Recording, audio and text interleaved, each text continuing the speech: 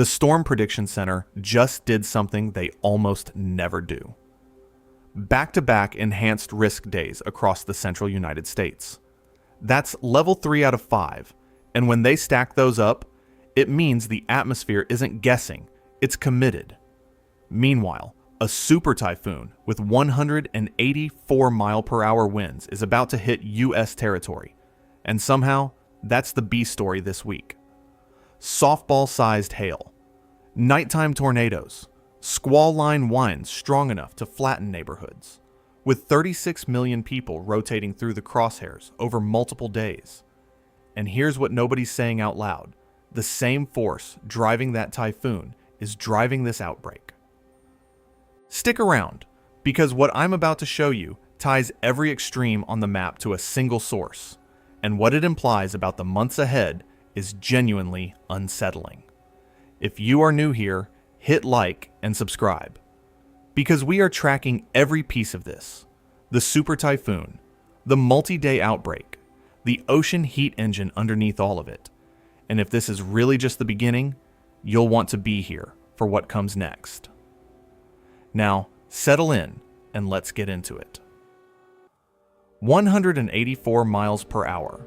That's the wind speed currently swirling inside Super Typhoon Sinlaku, a Category 5 monster barreling toward United States territory right now. The pressure at the center of that storm has dropped to roughly 898 millibars, which puts it in a class of cyclones that most people will never experience in their lifetimes. And frankly, most people shouldn't. Guam, Saipan, Tinian, Rota, about 170,000 American citizens are directly in the path of one of the most powerful tropical systems on the planet. And I want to be absolutely clear before we go any further. This is a catastrophic, life-threatening event for everyone in that impact zone. There is nothing casual about a storm that's strong making a direct hit on populated islands. But here's where this video takes a turn that I genuinely did not expect when I first sat down to cover it. Because while the entire weather media apparatus is focused on what's happening in the Western Pacific, and rightly so, something arguably more dangerous is unfolding across the continental United States right now. And almost nobody is talking about it at the scale it deserves. Starting today, the Storm Prediction Center has issued back-to-back enhanced risk designations. That's level 3 out of 5, for a multi-day severe weather outbreak targeting the mainland. And if you're not familiar with how the SPC operates, let me put this in context for you. They don't issue enhanced risks casually. This isn't a, hey, some thunderstorms might pop up this afternoon situation. An enhanced risk means the atmospheric ingredients are organized, they're energized, and they're pointed at populated areas with enough consistency that forecasters are confident severe weather will occur. Getting one enhanced risk day is notable. Getting them back to back, that's the atmosphere telling you it means business. And this is not a storm. This is a sequence. Monday kicks it off with supercell thunderstorms capable of dropping softball-sized hail and producing strong tornadoes across the upper Midwest. Tuesday escalates, and I mean significantly, with 36 million people falling inside the risk area and wind speeds along a squall line potentially reaching 70 to 80 miles per hour. Wednesday keeps the engine running with another round, pushing into new territory. And then, just when you might think the atmosphere has exhausted itself, Friday reloads the entire pattern from scratch. We're talking about hailstones larger than your fist. We're talking about tornadoes that could track for dozens of miles. We're talking about straight-line winds, strong enough to flatten buildings and snap power poles like matchsticks, rolling across hundreds of miles of the American heartland in the middle of the night while people sleep. And all of this, every single piece of it, is being powered by something much larger than the storms themselves. Something that connects this outbreak to the typhoon in the Pacific, to the fires burning on the plains, to the flooding in the east, to the snow falling in the Cascades. All of it traces back to the same source. We're not just tracking weather anymore. We're tracking a pattern. And by the end of this video, I think you're going to see it too. Let's talk about numbers for a second, because I think this is where the real story starts to separate itself from the headlines. Super Typhoon Sinlaku is threatening roughly 170,000 people across the U.S. territories in the Western Pacific. That's terrifying. That's serious. That's a population roughly the size of a mid-sized American city staring down winds that could peel the roof off a reinforced building. No one should minimize that. But now, consider what's happening on the mainland. On Monday alone, over 12 million people fall inside the severe weather risk zone. On Tuesday, that number triples to 36 million. On Wednesday, it dips slightly to around 32 million. But the geographic footprint shifts, meaning it's not the same 32 million. It's a different set of communities, now rotating into the crosshairs. You add all of that up across the full week, and the cumulative exposure is staggering. We're not talking about one city bracing for one storm. We're talking about a rolling wave of destruction that sweeps from the Midwest to the Great Lakes, drops south into the plains, then cycles back into the Midwest again by the end of the week.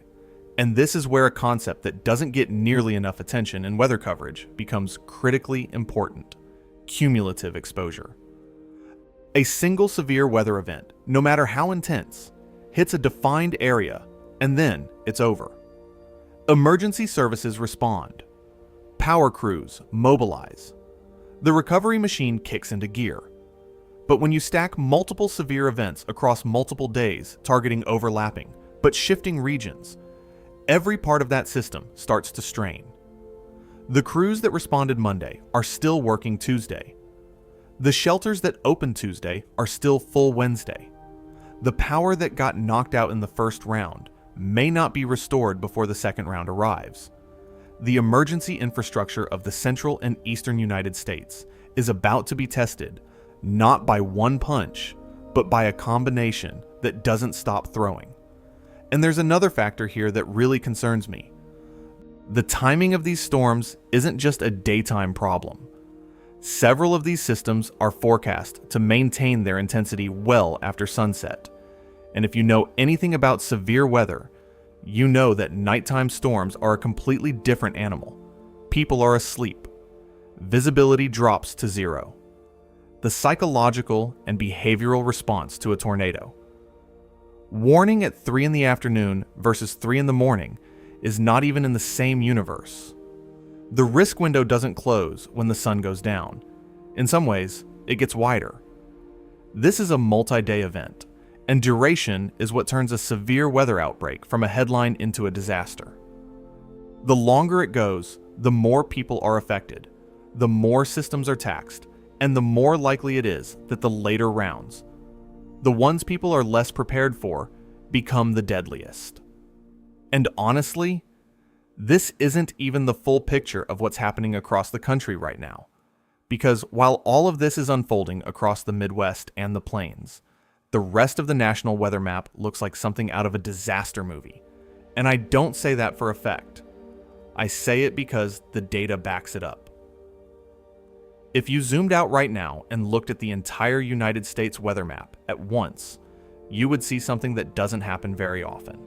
And when it does, it usually means the atmosphere is in a state of serious imbalance. In the Midwest, you've got the severe thunderstorm outbreak we've been discussing, supercells, tornadoes, derechos, the whole catalog. That alone would be enough to dominate a full news cycle. But at the same time, out on the plains, fire weather conditions are reaching critical levels. Relative humidity is dropping to between 10 and 12% in some areas, with sustained winds of 30 to 40 miles per hour. For context, that combination is essentially a lit match in a room full of kindling. Any spark, a downed power line, a piece of equipment, a lightning strike from a distant storm, and you've got a wildfire that can move faster than people can react. Meanwhile, 44 active flood warnings are posted across various parts of the country. Rivers that were already swollen from earlier rainfall are now being asked to absorb even more. The Cascades in the Pacific Northwest are dealing with a late-season winter storm, dumping 10 to 20 inches of snow at higher elevations, which is unusual for this point in April.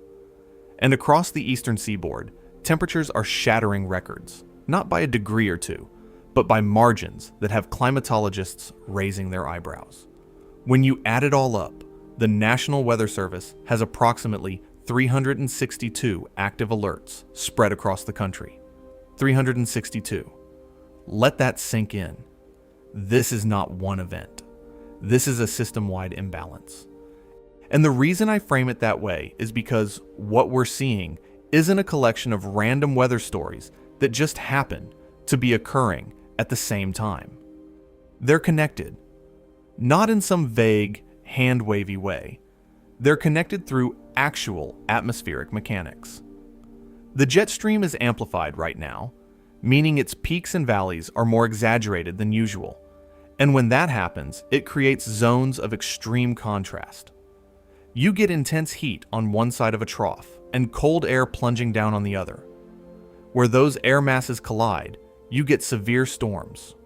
Where the ridge builds, you get heat and drought. Where the moisture feeds in from the Gulf of Mexico, you get flooding. Where the trough digs deepest, you get late-season snow. Each of these extremes is a symptom of the same atmospheric configuration. It's like looking at a patient with a fever, a rash, and joint pain, and treating each one separately without realizing they're all caused by the same underlying infection. The weather map right now is showing us the symptoms. The question is what the infection actually is.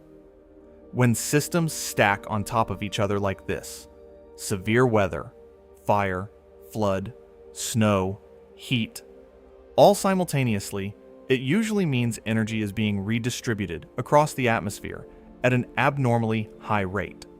Something is pumping more fuel into the system than it can smoothly process, so the atmosphere responds the only way it knows how, violently and in multiple directions at once. So where is all this energy coming from? That's the question I want you to hold in your mind, because we're going to answer it before this video is over. But first, we need to understand something important about how this outbreak was forecast, because the way the models have behaved leading up to this week tells us something critical about the nature of what we're dealing with. If you've been following the forecast discussion for the last week or so, something interesting has been happening, something that separates this outbreak from the more routine, severe weather setups we see every spring. Several days ago, the Storm Prediction Center began highlighting slight risk areas, that's level 2 out of 5, for parts of the Midwest. At the time, the details were fuzzy. You had general signals of instability and shear, but nothing that screamed, this is going to be a major event. That's pretty normal for the medium-range forecast. You see the ingredients starting to organize, you flag the risk, and then you wait for the higher resolution models to fill in the picture as the event gets closer. But here's what caught my attention. As each day passed and the models updated, the risk didn't go down. It didn't fizzle. It went up. Those slight risks became enhanced risks. The areas of concern got more defined, not less. The timing windows tightened. The parameter space, the instability values, the shear profiles, the moisture availability, all of it kept verifying or exceeding what had been forecast days earlier. And if you understand how the SPC escalation process works, you know that this kind of upward trend is significant. The SPC doesn't upgrade forecasts on gut feeling. They upgrade when the observational data and the model data converge on the same conclusion with increasing confidence. It's a disciplined, data-driven process, and when that process keeps pointing upward day after day, it means the atmosphere is doing exactly what the physics said it would do. The HRRR model. That's the High Resolution Rapid Refresh, which is the short-range forecasting tool that gives you the most detailed look at what's going to happen in the next 12 to 18 hours, has been painting a remarkably consistent picture. Run after run, it keeps identifying the same zones of maximum instability, the same timing of storm initiation, the same areas where supercell development is most likely. That kind of run-to-run consistency is what gives forecasters confidence that the setup is real, not a model artifact. And here's what makes this week particularly unusual. This isn't chaotic weather. I know it looks chaotic from the outside. Multiple days, multiple threat types, shifting geography. But from a meteorological standpoint, this is structured. The atmosphere has settled into a repeating pattern where the same ingredients keep regenerating in roughly the same configuration, day after day. The jet stream isn't just passing through once and moving on, it's locking in. And when a pattern locks, the same type of weather keeps firing over and over in roughly the same areas. The Friday reload is the clearest evidence of this. Medium-range models are already identifying a new trough emerging from the Rockies at the end of the week, carrying a fresh injection of energy into the same pattern that's producing this outbreak right now. The ingredients reset: new shear, new moisture, new instability, and the whole cycle threatens to start again. If the pattern is repeating, then the obvious question is, what's controlling it? What's holding this configuration in place and feeding it the energy to keep going? To answer that, we need to go inside the atmosphere itself and look at what's actually happening at the scale of individual storms, starting with Monday. There's a concept in severe weather meteorology that doesn't get talked about enough outside of professional circles, and it's absolutely central to understanding why Monday's setup is so dangerous. It's called the capping inversion, and you can think of it like a lid sitting on top of a pot of water that's trying to boil.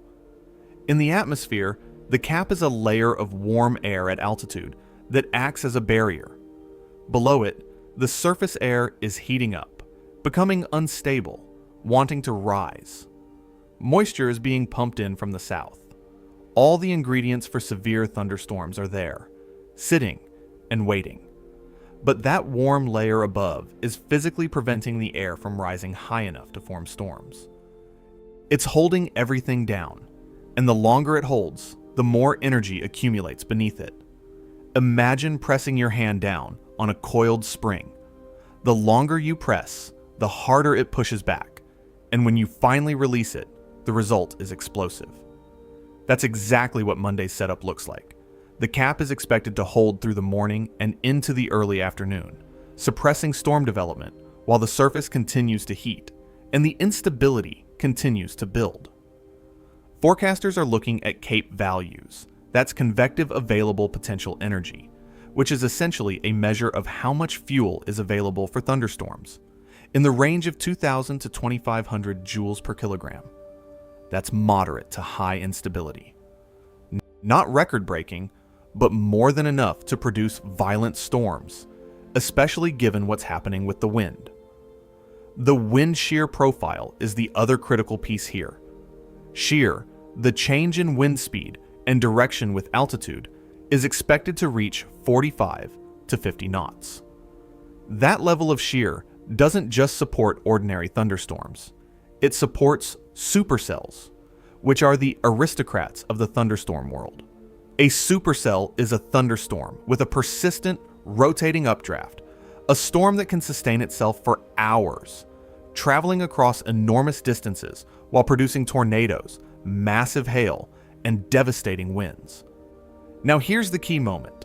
Sometime between approximately 4 and 8 p.m., the cap is forecast to break.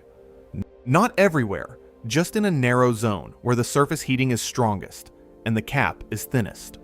And when it breaks, the energy that's been building all day releases into the atmosphere all at once.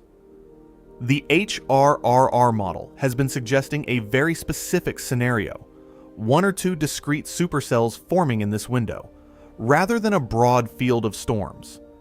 And counterintuitively, that's actually more dangerous. When you get a lot of storms firing at the same time, they compete with each other for energy and moisture. They weaken each other. But when only 1 or 2 storms form, they have the entire atmosphere's energy supply to themselves. No competition, no sharing, just one storm gorging on all the available fuel, growing stronger and more organized with every passing minute. Hailstones in the 2 to 3 inch diameter range are possible with this setup. That's tennis ball to softball size, and at terminal velocity, those stones are traveling over 100 miles per hour when they hit the ground. They will total cars. They will punch through roofs. They will injure anyone caught outside. And the tornado threat is real, especially along one very specific atmospheric boundary. Because where that storm forms matters just as much as the storm itself. And that boundary is something you can't see on radar, can't see out your window, and might not even feel until it's already too late. There's an invisible line somewhere across the upper Midwest right now, and its exact position over the next 24 hours will determine where the tornado risk is highest. It's called the warm front, and unless you're a meteorologist, you probably don't think about it very often. But it might be the single most important feature on Monday's weather map. A warm front is the boundary between a cooler air mass to the north and warmer, more humid air surging up from the south. Unlike a cold front, which tends to be sharp and dramatic, a warm front is sneaky. It's a gradual transition. You might be standing in cool, overcast air, and then, over the course of just a few miles, the temperature jumps, the humidity spikes, and suddenly you're in a completely different atmospheric environment. That transition zone, the area right along and just north of the warm front, is where the atmosphere does some of its most dangerous work. The reason is physics. Along the warm front, the difference in air properties over a short distance creates something called enhanced low-level helicity. Helicity is a measure of rotational potential in the atmosphere, essentially how much the winds near the surface are turning and changing speed in a way that can be ingested by a thunderstorm and converted into rotation, and the warm front amplifies this dramatically. Storm relative helicity values in this zone can jump by a factor of 2 or 3 compared to areas just 20 or 30 miles to the south. What this means in practical terms is that a thunderstorm that crosses the warm front goes from being a severe but non-tornadic storm to a rotating monster in a matter of minutes. The storm doesn't need to change. The environment it's moving through changes. It's like a car driving from dry pavement onto a sheet of ice. Same car, same speed, completely different outcome. And here's the part that worries me most. The warm front is often invisible to the average person. There's no obvious visual marker in the sky. Radar doesn't directly show it. You might notice a sudden shift in how the air feels. It goes from cool and breezy to warm and oppressively humid very quickly. But by the time you register that change, the supercell approaching from the southwest may already be ingesting that enhanced rotation. The corridor from roughly Minneapolis to Milwaukee is the zone where this warm front interaction is most likely to produce a significant tornado threat on Monday. If you're in that area, the timeline is straightforward but unforgiving. Calm conditions through most of the day, increasing mugginess in the afternoon as the warm sector pushes north, then storm initiation in the late afternoon, and potentially a tornado within minutes of the first radar returns. There's very little lead time in this type of scenario. The storm can go from first echo on radar to producing a tornado in 30 minutes or less. And if you're in the wrong place when that happens, your response window is measured in seconds, not minutes. This is Monday, and tomorrow, the entire system intensifies into something significantly more widespread. If Monday is the opening jab, Tuesday is the haymaker. Every atmospheric parameter that matters for severe weather goes up, in some cases dramatically, and the geographic footprint of the threat expands to a scale that puts 36 million Americans inside the risk area. The wind shear ramps to 60 to 70 knots. To give you a sense of what that means, the threshold for supercell thunderstorms is generally around 35 to 40 knots of deep layer shear. Monday's setup is in the mid-40s, which is already well above that threshold. Tuesday pushes into the 60s and 70s, which is extreme. At that level of shear, thunderstorms don't just rotate, they organize into long-lived, powerful supercells with the kind of internal structure that can maintain itself for hours. The storms essentially become self-sustaining engines of destruction. Cape values climb as well, reaching 2,000 to 3,000 joules per kilogram across a broad area. When you combine that level of instability with that level of shear, the atmosphere is essentially pre-configured for violent storms. Meteorologists look at something called hotographs to assess this. Those are graphical representations of how the wind changes direction and speed with altitude. And Tuesday's hotographs show large, curved profiles that are textbook favorable for tornadic supercells. The Storm Prediction Center is expecting numerous supercells to fire across two main corridors. The first and most aggressive corridor runs through the Midwest, where the warm front and jet stream dynamics create the most favorable overlap of ingredients. This is where the discrete tornado-producing supercells are most likely. The second corridor stretches into the southern plains, and this one is more conditional, meaning the ingredients are there, but the cap may or may not break. If it does break, however, the storms that form could be explosive, feeding on an even deeper pool of instability that's been building under that suppressive lid. 36 million people. Think about that for a second. That's larger than the population of Texas. That many people will wake up on Tuesday morning inside a zone that the Storm Prediction Center has flagged for significant severe weather, and many of them won't fully grasp what that means until the storms arrive. The timing on Tuesday starts with afternoon initiation as daytime heating breaks the cap along the most favorable corridors. Supercells will likely begin developing in the mid to late afternoon and continue into the evening. But here's the critical shift. These storms aren't going to politely end at sunset. The atmospheric dynamics on Tuesday support storm intensity well into the nighttime hours, and as the storms mature and merge, many of them are expected to transition from discrete supercells into a linear structure. By nightfall, the threat changes completely, and what comes next might actually be the most damaging phase of the entire outbreak. There's a moment in every significant severe weather outbreak when the character of the threat shifts, and it usually happens after dark. Individual supercells, the big rotating storms that produce tornadoes and giant hail during the afternoon, begin to merge together as they move east and encounter each other's outflow boundaries. When that happens, they consolidate into what meteorologists call a squall line, a long, continuous band of thunderstorms that stretches for hundreds of miles across the map. A squall line trades the pinpoint violence of a tornado for something different: widespread, relentless, straight-line wind. And when a squall line sustains wind speeds above 58 miles per hour for more than 250 miles, it earns a specific classification. It becomes a derecho.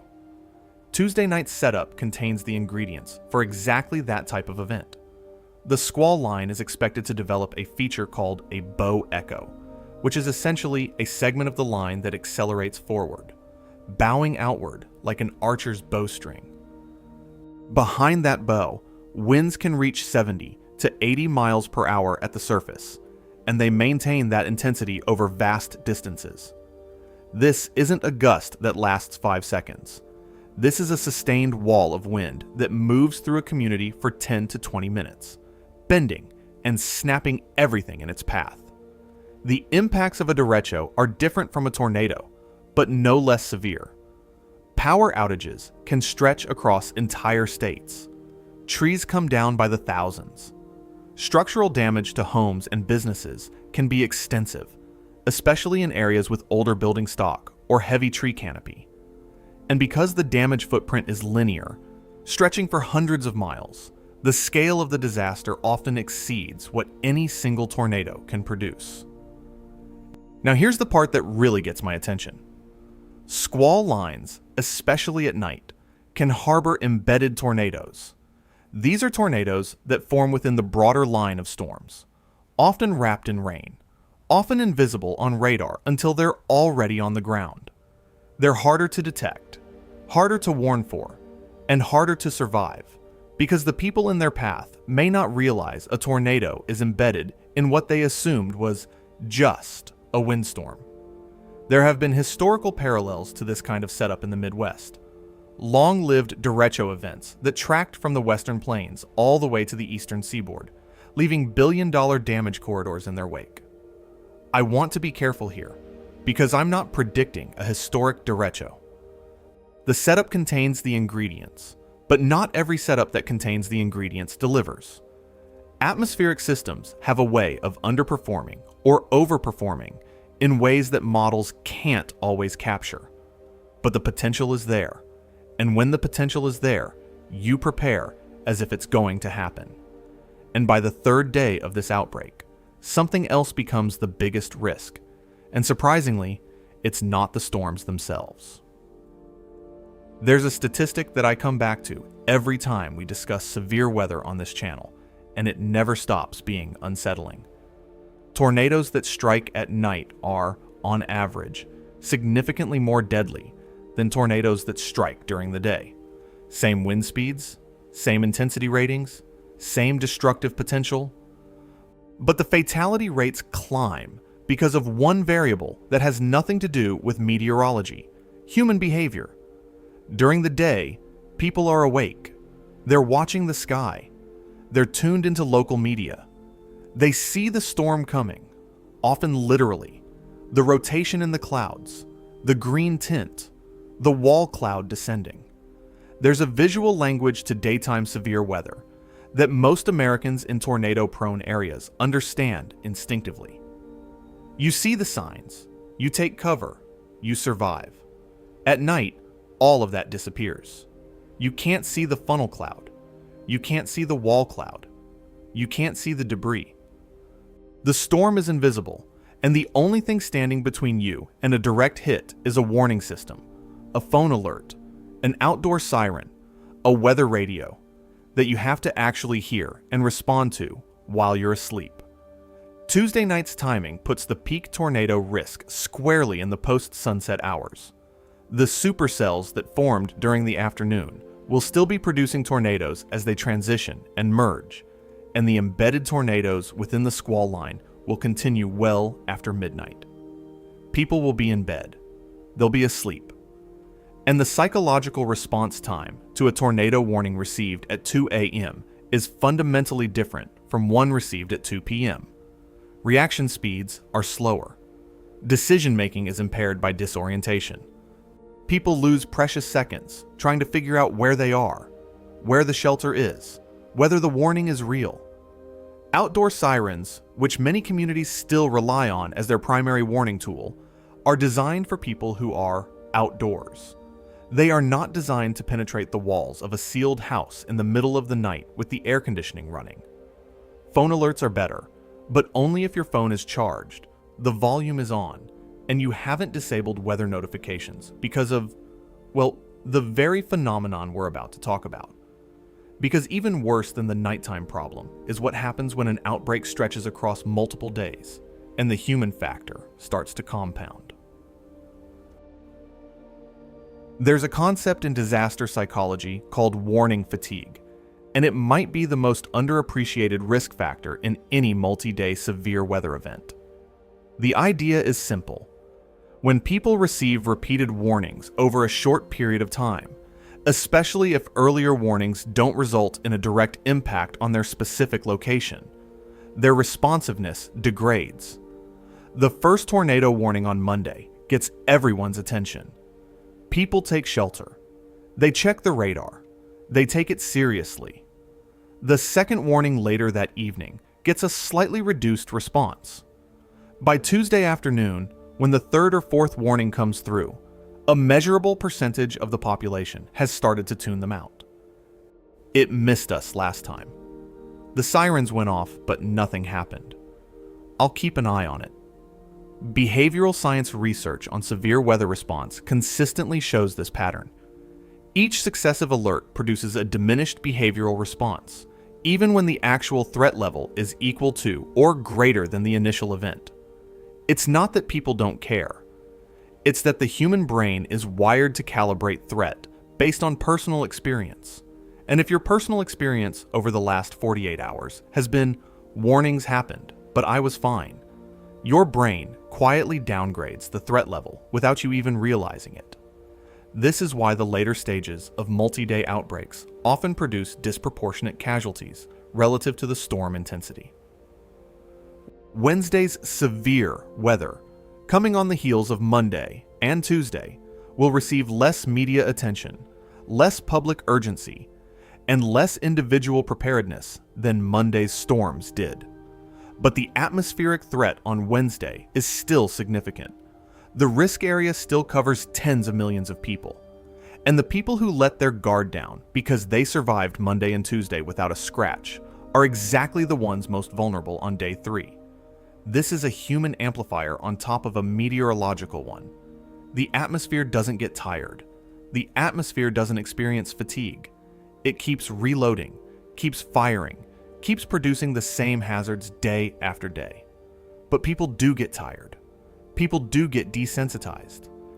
And the gap between the atmospheric threat and the human response to that threat widens with every passing day of the outbreak.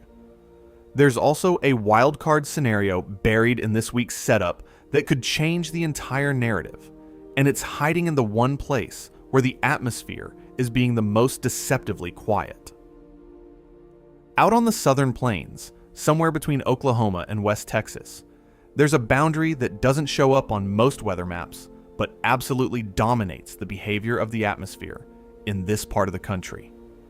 It's called the dry line, and it's the dividing line between moist Gulf air to the east and hot, dry desert air to the west.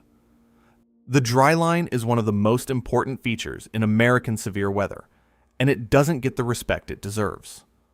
Along this boundary, the contrast in moisture can be extreme.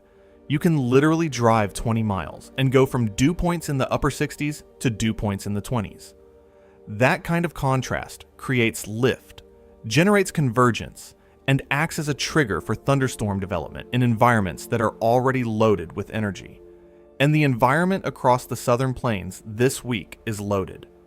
CAPE values in the 2,500 to 3,000 joule per kilogram range are forecast along and east of the dry line, with shear profiles that are more than adequate for supercells. On paper, this is a classic setup for significant severe weather. But there's a catch. The cap over the southern plains is strong. Really strong. It's acting like an atmospheric padlock, and whether or not it breaks is genuinely uncertain. This is what meteorologists call a conditional setup. All the ingredients are in place, but the trigger mechanism is questionable. If the cap holds, you could see a day with incredible instability and shear that produces absolutely nothing. Blue skies, quiet radar, and all that energy just sitting there, unreleased. It happens more often than you'd think. But if the cap breaks, if even one storm manages to punch through that lid, the results could be extraordinary. We're talking about a scenario where a single supercell has access to an enormous pool of instability, with virtually no competition from other storms. Every joule of energy in that atmosphere gets funneled into one system. The storm could intensify rapidly, producing very large hail, damaging winds, and a tornado threat that escalates from 0 to extreme in under an hour. The cities in the crosshairs for this conditional scenario include Abilene, Wichita Falls, and parts of central Oklahoma. And the volatility of the setup is what makes it so hard to forecast. You're essentially trying to predict whether a single point of failure in the cap will occur, and that's the kind of detail that even the best models struggle to resolve. It could go either way, and the difference between the two outcomes is the difference between a quiet afternoon and one of the most violent storms of the year. The models have been doing something interesting with this scenario, though. something that raises a question I'm not sure we can fully answer yet. Across multiple model runs over the past several days, the HRRR has been painting a signal that keeps showing up in roughly the same place, at roughly the same time, with roughly the same characteristics. It's showing a single, long-track supercell, developing in the warm sector, maintaining itself for hours, and tracking across an unusually large distance before finally weakening. A long-track supercell is exactly what it sounds like. A rotating thunderstorm that sustains itself over a long distance and a long period of time. Most supercells live for 1 to 3 hours. A long-track supercell can persist for 6 hours or more, traveling across multiple counties, sometimes crossing state lines, maintaining its rotation and its severe weather potential the entire way. These storms are rare for a reason. They require a near-perfect balance of atmospheric conditions, enough instability to sustain the updraft, enough shear to maintain the rotation, enough moisture to keep the storm fed, but not so many storms that they interfere with each other. It's a Goldilocks scenario that the atmosphere doesn't produce very often. The historical significance of long-track supercells cannot be overstated. Many of the most devastating tornadoes in American history were produced by long-track supercells. The Tri-State Tornado of 1925, the Joplin Tornado of 2011, the El Reno Tornado of 2013. When a supercell locks in and refuses to die, the damage corridor can be staggering in both length and severity. Now, I want to be very clear about something. A model signal is not a guarantee. The HRRR operates at high resolution and short range, which makes it excellent for identifying potential scenarios, but the atmosphere is not obligated to follow the model's script. The fact that the signal has been persistent across multiple runs increases confidence that the environment supports this type of storm, but it does not mean a long-track supercell will definitely occur. Atmospheric chaos still has a vote, but the question it raises is provocative. Could one storm, one single, massive supercell, end up dominating the narrative of this entire outbreak? Could the story of this week, when it's written in hindsight, come down to one storm that formed in the right place at the right time and became the kind of event that gets its own Wikipedia page? It's possible. That's all I can say with integrity. It's possible, the ingredients are there, and the models keep suggesting it. But all of this, Monday's cap break, Tuesday's atmospheric peak, the nocturnal tornadoes, the derecho potential, the conditional wildcard, the long-track supercell question, all of it still doesn't answer the biggest question hanging over this entire outbreak. Why now? Why this week? Why this pattern? What is driving the atmosphere into this kind of sustained, violent configuration in mid-April? The answer is in the ocean. Everything we've talked about so far, the storms, the shear, the instability, the relentless pattern that keeps reloading day after day, all of it is a symptom. The disease, if you want to call it that, lives in the ocean. El Niño is the climate phenomenon that most people have at least heard of, even if they don't fully understand how it works. At its core, El Niño is deceptively simple. A large area of the tropical Pacific Ocean becomes warmer than normal. That's it. That's the trigger. But the consequences of that extra warmth cascade through the entire global atmosphere in ways that are difficult to overstate. Right now, the indicators for El Niño are not just present, they're intensifying. Sea surface temperature anomalies in the equatorial Pacific are elevated and climbing. Beneath the surface, a pulse of warm water called a Kelvin wave is propagating eastward, which is the oceanic equivalent of fresh fuel being fed into a fire that's already burning. The subsurface heat is what tells you this isn't a temporary fluctuation. It's a developing pattern with momentum behind it. The mechanism is straightforward when you strip away the jargon. Warmer ocean water heats the air above it. That heated air rises, and its energy gets distributed into the global atmospheric circulation. The jet stream, which is the river of fast-moving air at high altitude that steers weather systems across the mid-latitudes, responds to this extra energy by becoming more amplified. Its ridges get higher, its troughs get deeper, and when the jet stream amplifies, the weather at the surface gets more extreme. More amplification means stronger temperature contrasts, which means more instability. More oceanic heat means more evaporation, which means more moisture available for storms. A more energized jet stream means stronger winds at altitude, which means more shear. Instability plus moisture plus shear is the exact recipe for severe thunderstorm outbreaks, and right now, all three ingredients are being enhanced by the same underlying driver. The outbreak happening this week across the United States is not random. It's not an unlucky roll of the atmospheric dice. It's a direct downstream consequence of an ocean that is running hotter than it should be, injecting energy into the atmosphere at a rate that the atmosphere can only process through extreme weather events. And here's what I find fascinating in a deeply unsettling way. It's not just affecting the United States. Step back for a moment and look at this from a global perspective. In the Western Pacific, Super Typhoon Sinlaku is churning toward U.S. territories with 184 mile-per-hour winds. In the central United States, a multi-day severe weather outbreak is producing supercells, tornadoes, and derechos across a populated swath of the continent. These two events are separated by thousands of miles of ocean and landmass. They look nothing alike.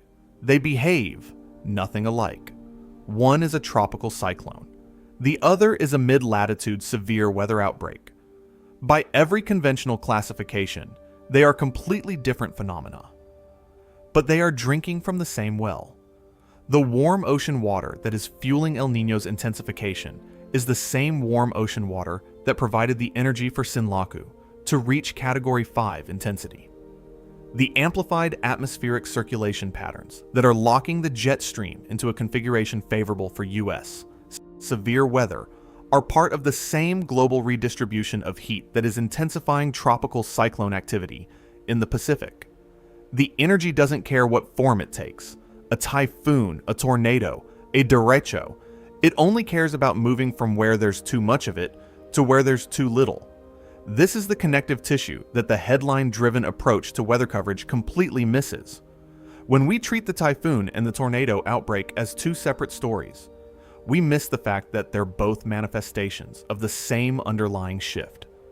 The ocean is running hot, the atmosphere is responding, and the response is showing up everywhere at once, in different forms, in different locations, but all pointing back to the same source. I want to be precise about the science here, because I think precision matters. I'm not saying that Sinlaku caused the tornado outbreak, or that the tornado outbreak caused the typhoon.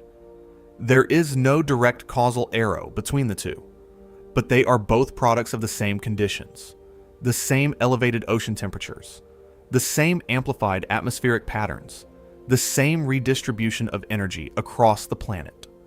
They are different storms, same system, and the system is running in a mode that favors extremes, which brings up an uncomfortable but necessary question about what happens next, because the system isn't calming down. By Friday of this week, the outbreak is forecast to reload. That word, reload, is important because it tells you something specific about the atmospheric pattern. In a normal spring severe weather setup, you get a trough moving through, it fires off storms, and then the pattern shifts. The jet stream adjusts, the moisture cuts off, the ingredients scatter. You might get another round of severe weather in a week or two, but the specific configuration that produced the outbreak dissolves and has to rebuild from scratch. That's not what's happening here.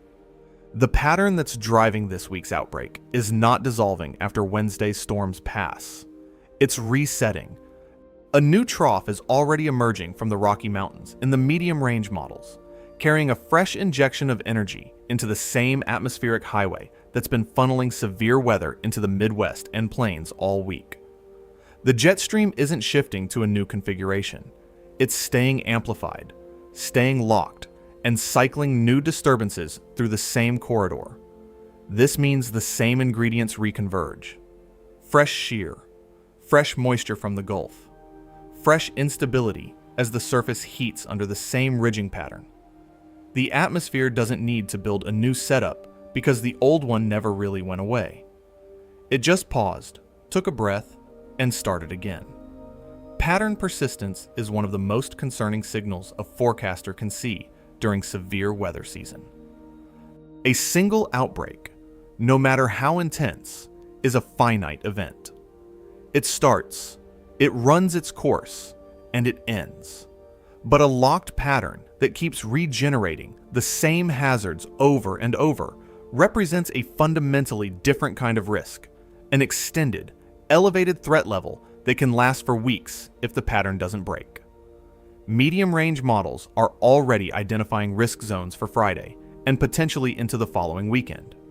The details are obviously uncertain at that range, but the broad signal is clear.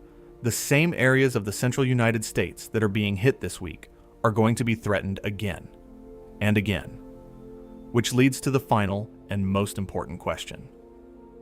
The one that I think everyone watching this should be sitting with as we wrap up. It is mid-April 2026. Take a moment to let that sink in. Mid-April. We haven't even reached May, which is historically the beginning of peak severe weather season across the United States. The months of May and June are when the atmosphere typically reaches its maximum potential for instability, shear, and the kind of violent thunderstorm outbreaks that produce the largest tornadoes and the most widespread damage. And yet, here we are, already watching a multi-day enhanced risk outbreak unfold across the mainland, already tracking a Category 5 super typhoon in the Pacific, already counting 362 active weather alerts across the country. The atmosphere is already operating at a level of intensity that would be notable in late May. In mid-April, it's remarkable. El Niño is not weakening. The indicators suggest it's still strengthening, with the subsurface Kelvin wave carrying more warm water toward the surface, promising additional energy injection into the atmospheric system for months to come. Historical analysis of strong El Niño years shows a consistent pattern. More active, severe weather seasons across the United States, more frequent outbreaks, higher tornado counts, more intense individual events. The 1997 to 98 El Niño, the 2015 to 16 El Niño. Both produced severe weather seasons that stood out statistically from the surrounding years. So the questions that we have to be honest enough to ask are uncomfortable but necessary. Will outbreaks like this one become more frequent as the season progresses? Will the intensity escalate as the ingredients strengthen toward their May and June peaks? Are we watching the opening sequence of a severe weather season that will be talked about for years? Or is this just a noisy start that will settle down as the pattern eventually shifts? I don't have definitive answers. Nobody does. It is genuinely too early to draw conclusions about the full season based on one mid-April outbreak, no matter how impressive it looks. Atmospheric patterns are non-linear systems capable of surprising us in both directions. They can lock in and intensify, or they can abruptly shift and quiet down in ways that models never see coming. But I'll tell you what the data says right now. The ocean is hot, the energy pipeline is open, the jet stream is amplified and showing pattern lock characteristics. The severe weather ingredients are not only present, but regenerating. The outbreak we're tracking this week is not an isolated event. It's a product of large-scale conditions that are expected to persist and possibly strengthen into the peak of severe weather season. We may be watching the beginning, not the peak. This isn't the outbreak. This might be the opening act. Stay aware, stay prepared, and I'll see you in the next one.